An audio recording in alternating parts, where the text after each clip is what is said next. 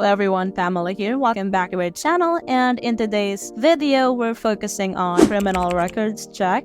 I get this question from a lot of customers lately. They're asking for the difference between a background check and a criminal records check. Many are confused if these two services are just one and the same, but the answer is a big no.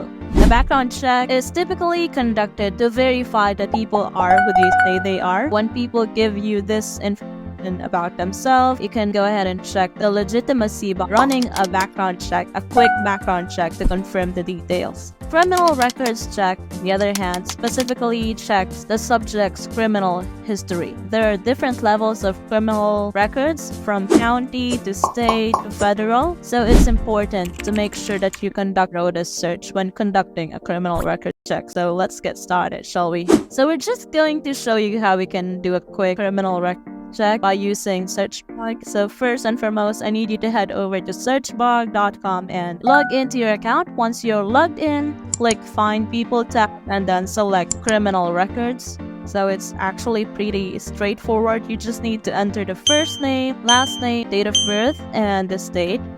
Click Search Now and then confirm the order by clicking I approve.